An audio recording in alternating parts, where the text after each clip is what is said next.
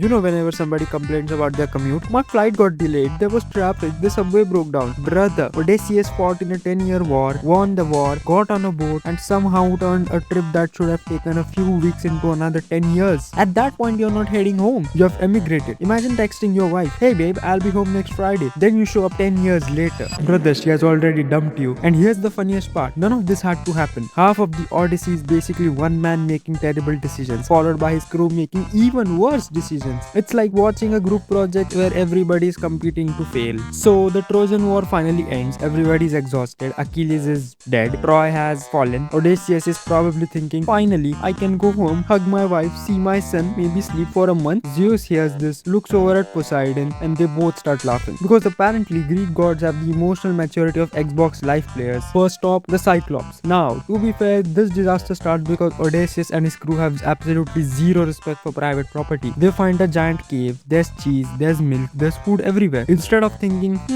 maybe somebody might be living here, they immediately start helping themselves. Imagine coming home from work and finding 12 strangers eating a pizza. You'd be mad too. And now also imagine that you're 9 feet tall, have one eye, and occasionally eat people. That's Polyphemus. The dude walks into his cave, sees random Greeks eating his groceries, and immediately starts grabbing sailors like they're popcorn chicken. No conversation, no warning, just wine. Brother got turned into a happy meal. At this point, Odysseus actually becomes incredibly smart. He gives the Cyclops wine, gets him drunk, and when the giant asks, "What's your name?" Odysseus goes, "Nobody." That is genius, dude, because later after they stab Cyclops in the eye, yeah, that ought to be painful, the guy starts screaming, "Nobody's killing me, nobody."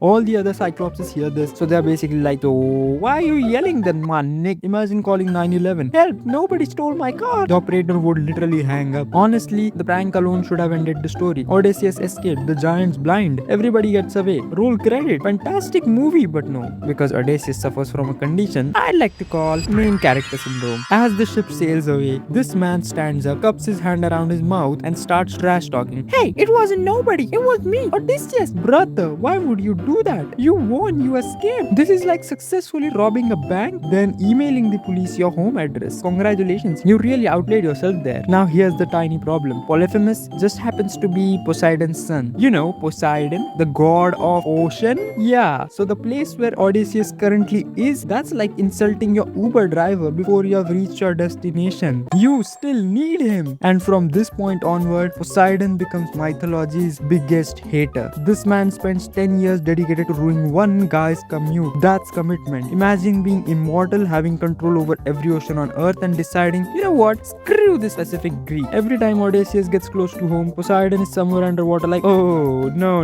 you don't get to go there, man, Nick. Oh, he's making progress, not on my watch. Storm. Oh, he found another island. Think him. Oh, he's happy. Absolutely not. This man was literally spawn camping Odysseus." Eventually, Odysseus meets Aeolus. My god, these names are so difficult to pronounce. Anyways, so the god of the winds, you know, Aeolus. And honestly, this guy deserves Employee of the Month. He literally solves the entire plot. He captures every dangerous wind, puts them inside one magic bag, hands it to Odysseus and says, "Don't open this." That's it. One instruction. Big deal, right? Not 20. One. Don't open the bag. Yeah, brother, I have assembled IKEA furniture with more complicated instructions. Everything is going perfectly. They are sailing. The weather's perfect. Ithaca, their home, is literally visible on the horizon. Odysseus finally relaxes and falls asleep. Huge mistake, because his crew has the combined intelligence of expired yogurt. One sailor looks at the bags and goes, "I bet it's gold." Another says, "Yeah, Odysseus is hiding treasure from us." Brother, who cares? You're 5 minutes away from home. Wait until you park the boat, please. Then check the bag, maybe. No, they untie it. Every wind on earth explodes out at once. The ship gets blasted halfway across the ocean. Imagine driving 12 hours to your vacation destination, pulling into the hotel parking lot, and your friend suddenly grabs the steering wheel and drives you back to your house. I would become the villain. Honestly, Poseidon didn't even need to curse Odysseus. His crew was doing all the work. So, after the world's most preventable disaster, Odysseus gets blown all the way across the ocean. I'd be already done. I'm swimming home. I don't care if it's 800 miles. I'm not trusting these idiots with another magical object. Then they arrive at the land of Laestrygonians, which sounds less like a race of giants and more like a prescription medication. Ask your doctor if Laestrygonian is right for you. Unfortunately, they are not medicine. They are giant cannibals. And unlike the Cyclops, these guys don't waste time. Odysseus sends a scouting party. The scouts walk in town. 5 minutes later, giant people start throwing boulders at the entire fleet. No warning, no diplomacy, just welcome to the neighborhood, bitch. Boom! Imagine docking your cruise ship in Hawaii and the locals immediately start playing Angry Birds with actual rocks. Almost every single ship gets destroyed. Odysseus escapes with one. At this point, his travel insurance company has blocked his number already. Finally, they reach Circe's island, and for the first time in forever, the place actually looks nice. No storms, no screaming, no giants, no angry sea gods. Maybe, just maybe, today is the day. No, because Circe is a witch, and her favorite hobby, you ask, is turning random men into goddamn piggies. Imagine your friend disappears for lunch and comes back looking like bacon. How would you even explain that? Luckily, Hermes shows up. Yes, the Hermes. Apparently, even the gods were starting to feel bad for Odysseus. Hermes basically hands him a magical herb and goes, "Eat this. She can't turn you into livestock." Imagine if that's how medicine works. So with his newfound medicine, Odysseus confronts Circe. The spell doesn't work. She's impressed, and somehow the whole confrontation ends with them becoming friends. I don't know how is this even normal, but okay. Actually, they end up becoming more than friends. And then instead of going home immediately, Odysseus stays there for another year. Brother, you have a wife, you have a son, your kingdom thinks you're dead, and you're vacationing here? Odysseus sees a comfortable bed once and completely forgets the entire plot. Eventually, his crew has to remind him, boss, remember home? Yeah, we're supposed to go there. Imagine your employees having to remind you what the company's mission is. Now, things get even weirder, by the way. Circe tells Odysseus, if you want directions home, you have to visit the underworld. Okay.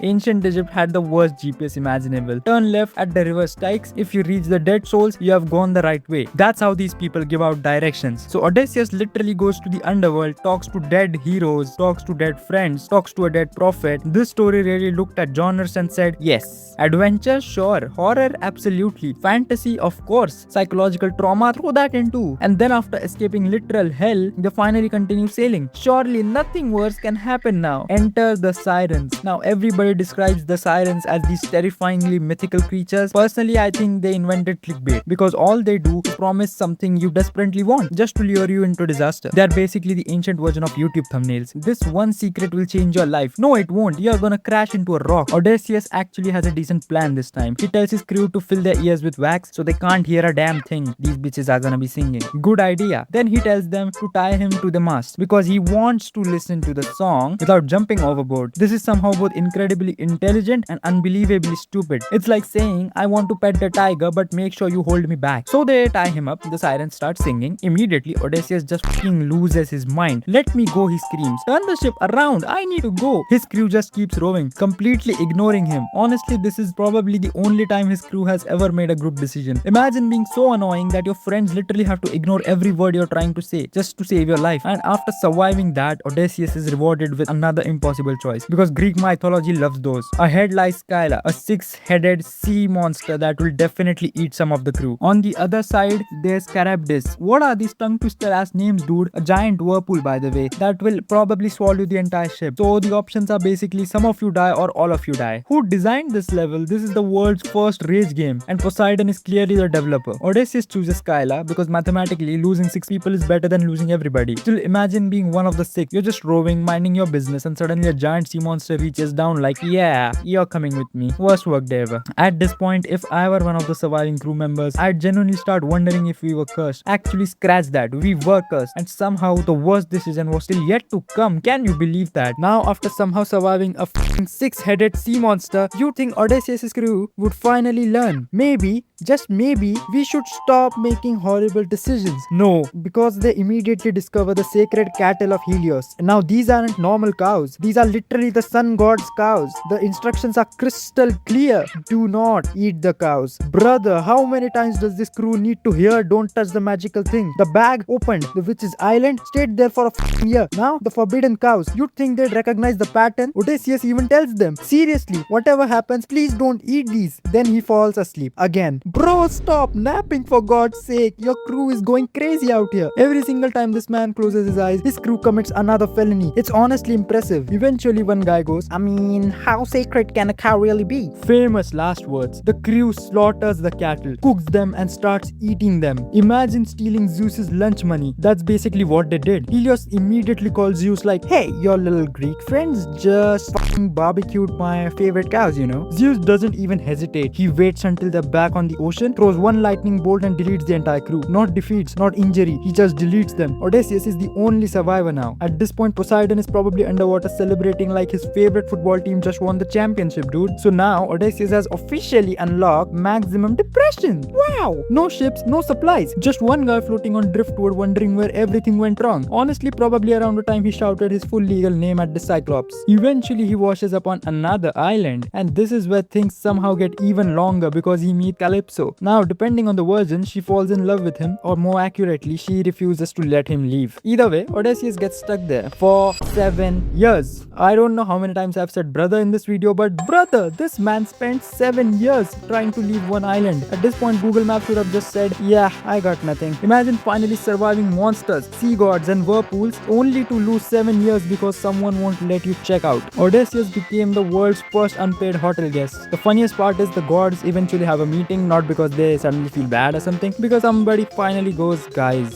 don't you think you have bullied this one dude enough? When Zeus thinks you have gone too far, you've officially become mythology's biggest hater. So they finally let Odysseus leave. Thank God, dude. Poseidon tries to ruin his day again, cause of course he does. This man held a grudge longer than some civilizations existed, dude. Imagine your dad still being angry because somebody insulted your brother in 2014. Let it go, man, Nick. Finally, after 20 years, Odysseus reaches Ithaca. Home. At last, it's over. Nope, because while he's gone, over 100 random dudes have moved into his house. They're eating his food, drinking his wine, spending his money, and trying to boink his wife as well. Dude, these people invented freeloading. They looked at another man's mansion and said, I live here now. And somehow they've been doing this for years. Imagine paying taxes, coming home after 2 decades, and finding 108 strangers arguing over who keeps your bedroom. I'd become the villain too. So Odysseus disguises himself as an old beggar. Honestly, this is probably the smartest thing he has done since the Cyclops, because now he gets to walk around his own house, watching everybody disrespect him without anybody realizing who he is. The amount of self-control this man had is insane. One guy insults him, another throws food at him, another laughs at him. Meanwhile, Odysseus is internally thinking, oh, you're all dying now. Then comes the bow challenge. Penelope, basically his wife, Penelope basically says, if any one of you can string Odysseus' bow, you can marry me. Every single suitor tries, nobody can even bend it, dude. These guys are weak as hell. These guys have been eating free steaks for years, but apparently skipped arm day, I think. Then the old beggar asks for a turn. Everybody laughs. Yeah, sure, grandpa, go ahead, dude. Odysseus picks it up, strings it effortlessly. Everybody's facial expressions change from laughter to sadness to shock. Then he reveals who he is, locks the doors, and let's just say those freeloaders had a really bad afternoon. This wasn't even a fight. This was pest control, to be honest. 20 years of frustration released all at once. Honestly, fair enough,